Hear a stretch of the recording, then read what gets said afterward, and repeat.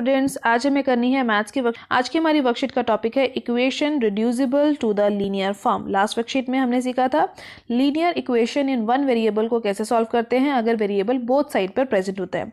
आज हम सीखेंगे कि किसी इक्वेशन को उसकी लीनियर फॉर्म में हम कैसे कन्वर्ट कर पाएंगे। तो चलो स्टार्ट कर लेते हैं आज की वर्कशीट। आज की वर्कशीट अगर आप हिंदी मीडियम में देखना चाहते हैं तो डिस्क्रिप्शन बॉक्स में उसका लिंक दिया गया है, आप उसे वहां से देख सकते हैं। Let's start now. Dear students, we have learnt about solving the linear equation in the previous worksheet। हम पढ़ चुके हैं ना previous worksheet में। but there are equations which are not in linear form, जो पहले से linear form में नहीं लिखी होंगी। so in this worksheet we will understand how to convert these equation into linear form। तो आज की worksheet में हम सीखेंगे कि कैसे हम इसको linear form में लेकर आए। तो चलो देखते हैं। equations written in linear form are like this, जो यहाँ पे लेफ्ट हैंड साइड पे लिखी गई है, और राइट हैंड साइड में जो इस कॉलम में लिखा गया है ये है लीनियर इक्वेशन, जो कि लीनियर फॉर्म में नहीं है। सो आपको इन दोनों में देखकर एक डिफरेंस फाइंड करना है। आपको यहाँ पूछा जा रहा है ना, do you find any difference between this linear equation. यहाँ पर देखिए, जो भी वेरिएबल है एक्स की टर्म वाला वेरिएबल, वो आपस में न्यूमरेटर फॉर्म में ही है। न्यूमरेटर फॉर्म में ही है ना, दोनों ही एक्स जो है ये वाले न्यूमरेटर में है।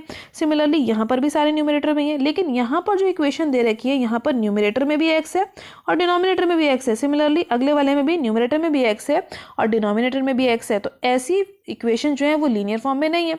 अब इसको लीनियर फॉर्म में लाने का कैसे हम करेंगे, तो चलो स्टार्ट कर लेते हैं। क्वेश्चन नंबर 1, उसको अंडरस्टैंड करके हमें समझ आएगा कि हम कैसे किसी इक्वेशन को लीनियर फॉर्म में लेकर आ सकते हैं।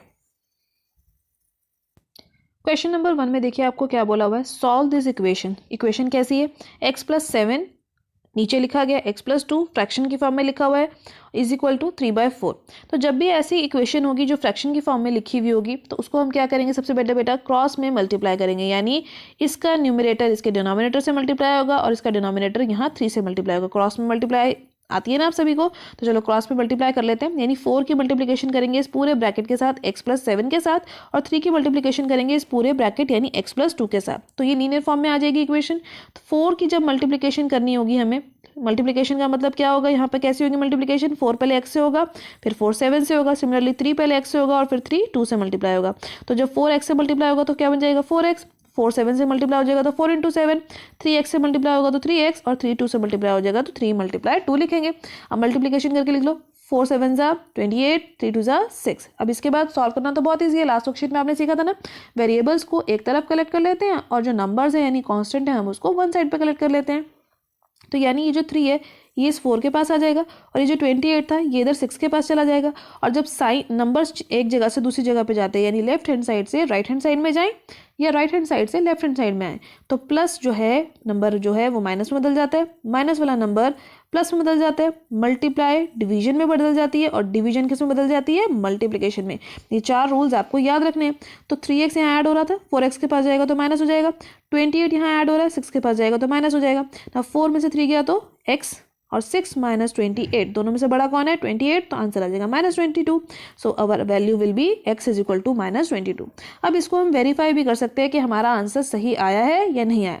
हम क्या करेंगे, जो लेफ्ट हैंड साइड वाला पार्ट था यहाँ पर x की वैल्यू को पुट कर देंगे। अगर हमारी x की वैल्यू को पुट करने पर हमारा आंसर 3/4 आ जाता है, तो यानी हमारा आंसर बिल्कुल करेक्ट था x का। तो चलो पुट कर देते हैं x की जगह पे -22 + 7 हो जाएगा, और डिनोमिनेटर में हो जाएगा -22 + 2।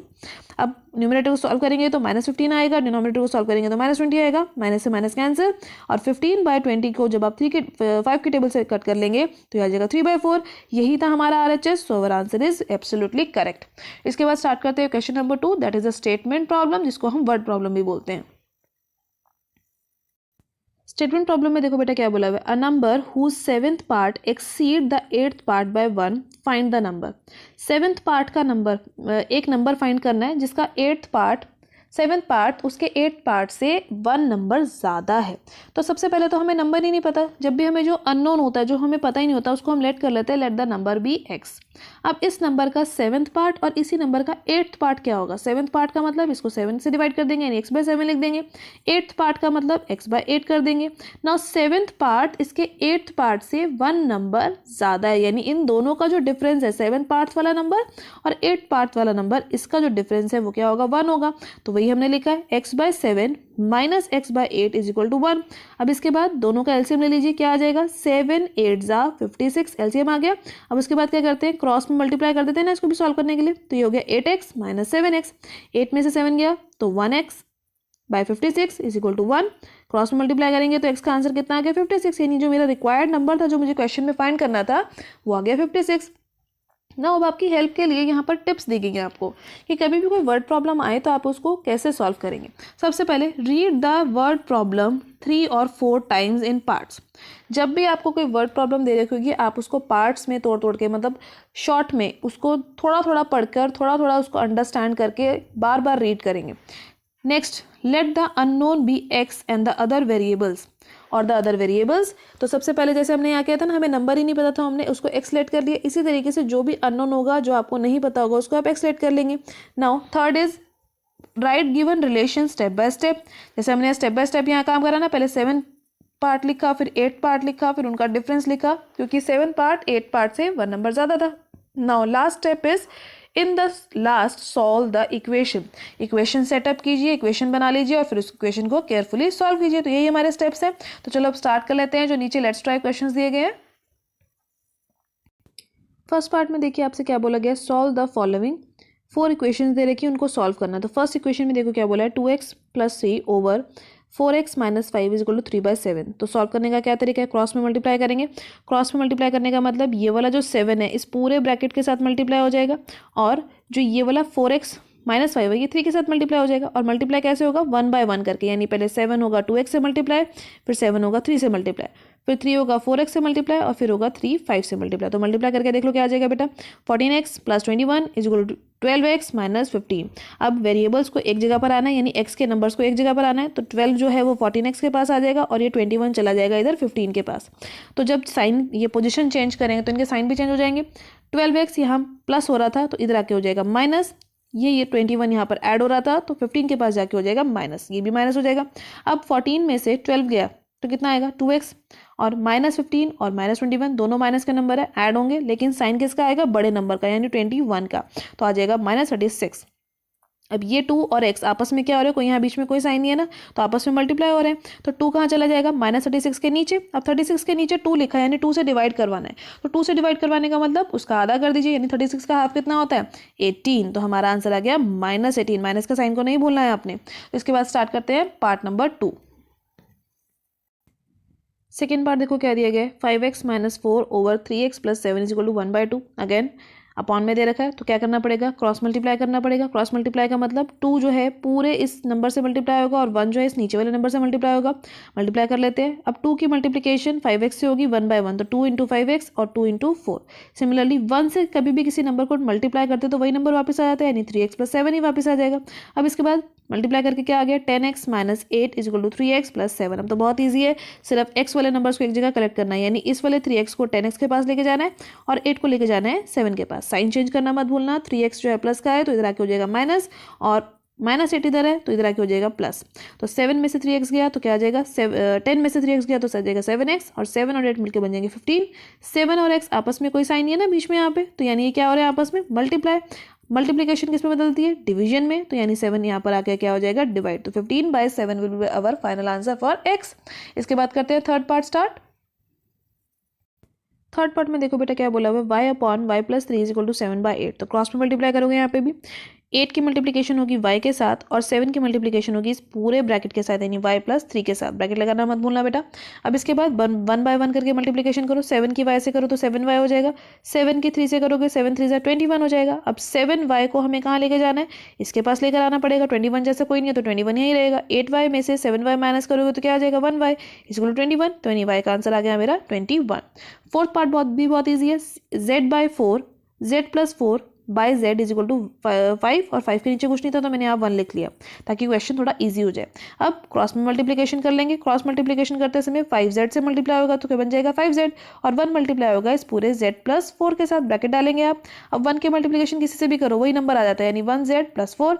अब ये 1z किसके पास आ जाएगा 5z के पास। 5z में से 1z गया तो कितना आएगा 4z इज इक्वल टू 4। तो z का आंसर आपके पास कितना आ गया 1। Now let's start question number 2। Second question में देखिए क्या बोला गया है, if 2/3 of a number is 30 less than the original number then find the number. तो हमने रूल्स में देखा था ना, जो भी हमें फाइंड करना होता है उसको सबसे पहले हम लेट कर लेते हैं, तो so let the number be x. उसके बाद फिर क्वेश्चन पढ़ते हैं, हमें बोला है 2/3 ऑफ अ नंबर, ठीक है। 2/3 ऑफ अ नंबर का मतलब 2/3 ऑफ अ नंबर मैंने लिख दिया, ऑफ का मतलब होता है मल्टीप्लिकेशन, तो ये क्या हो जाएगा 2/3 ऑफ अ नंबर का मतलब 2/3 एक्स। अब ये क्या है, 2/3 ऑफ अ नंबर इज, इसका मतलब इक्वल टू का sign, 30 less than the original number. अब इसका मीनिंग क्या है, 30 less than the original number. अगर ओरिजिनल नंबर x है तो इसमें से 30 को लेस करना है, यानी x में से 30 को माइनस करना है, तो यही मैंने लिखा ना, ओरिजिनल नंबर माइनस 30। सो मेरी इक्वेशन क्या बन गई, 2/3 x is equal to x minus 30। अब ये वाला जो x इधर था इसको 2/x के पास ले आओ, इसके पास लेकर आएंगे तो ये माइनस में हो जाएगा, और डिनोमिनेटर में कुछ नहीं था तो मैंने 1 लिख लिया। इसके बाद एलसीएम ले लो 1 और 3 का, 3 आ जाएगा, देन क्रॉस में मल्टीप्लाई करोगे तो ये डिनोमिनेटर और न्यूमरेटर वाली जो कैलकुलेशन है पूरी हो जाएगी, 2x माइनस 3x आ जाएगा। क्या आ जाएगा, -1x/3, और -30 के इक्वल था तो माइनस से माइनस का साइन कट जाएगा, क्रॉस में मल्टीप्लाई करेंगे तो हमारा x की वैल्यू आ जाएगी 90। 3 और 30 मल्टीप्लाई करके क्या बना देंगे 90। इट मीन्स मेरा जो नंबर था उसकी वैल्यू क्या आ गई 90। इसके बाद स्टार्ट करते हैं क्वेश्चन नंबर 3। थर्ड क्वेश्चन में देखिए क्या बोला हुआ है, थर्ड क्वेश्चन में बोला है 1/6 of a number when subtracted from the number itself it gives 25, then find the number. तो सबसे पहले जो फाइंड करना है उसको लेट कर लो, let the number be x. अब 1 बाय 1 करके हम क्वेश्चन पढ़ते हैं, 1/6 of a number, 1/6 of a number का मतलब 1/6 ऑफ एक्स, यानी 1/6 एक्स हो जाएगा ये।